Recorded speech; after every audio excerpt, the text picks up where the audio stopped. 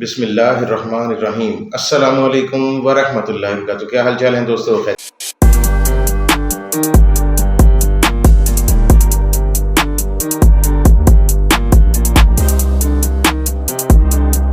سے ہیں؟ ٹھیک ٹھاک فٹ فاٹ؟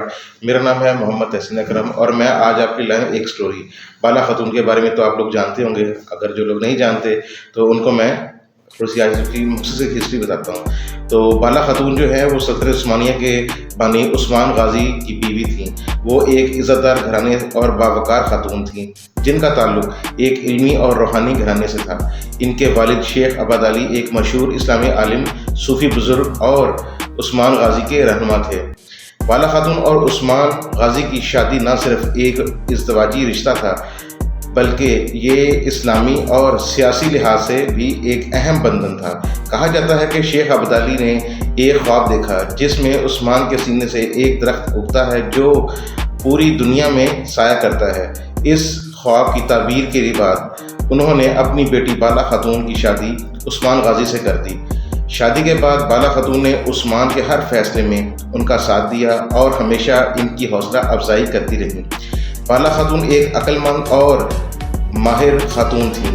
وہ عثمان غازی کی بہترین مشیر تھیں اور مشکل حالات میں ان کا حوصلہ بڑھاتی تھیں۔ ان کے والد شیخ عبد علی کی تعلیم و تربیت کی وجہ سے وہ اسلامی اصولوں پر گہری نظر رکھتی تھیں، جس کی بدولت عثمان غازی کی قیادت مزید مضبوط ہوئی۔ ان کی شخصیت وفاداری، صبر اور بہادری کی علامت تھی۔ تاریخی حوالے کے مطابق بالا خاتون کے بیٹے اورحان غازی کی ماں ہونے کے کوئی ثبوت نہیں ملتے۔ کہا جاتا ہے کہ اورحان غازی جو سلطنت عثمان کے دوسرے حکمران بنے مہلون خاتون کے بیٹے تھے۔ بالا خاتون کی اپنی اولاد کے بارے میں بھی زیادہ تفصیلات موجود نہیں ہیں، لیکن وہ عثمان غازی کی زندگی میں اہم مقام رکھتی تھیں۔ بالا خاتون کی وفات 14ویں صدی 1300 کے آس پاس ہوئی۔ ان کا مزار برسا ترکی میں عثمان غازی کے قریب واقع ہے۔ آج بھی بالا خاتون کو وفاداری اور سلطنت اور عظمت کی علامت سمجھا جاتا ہے۔ تو یہ تھے بالا خاتون کے بارے میں تھوڑی سی میں نے آپ کو انفارمیشن دی۔ امید ہے کہ آپ لوگوں کے علم میں اضافہ ہوگا اور آپ کو میری ویڈیو پسند آئی ہوگی۔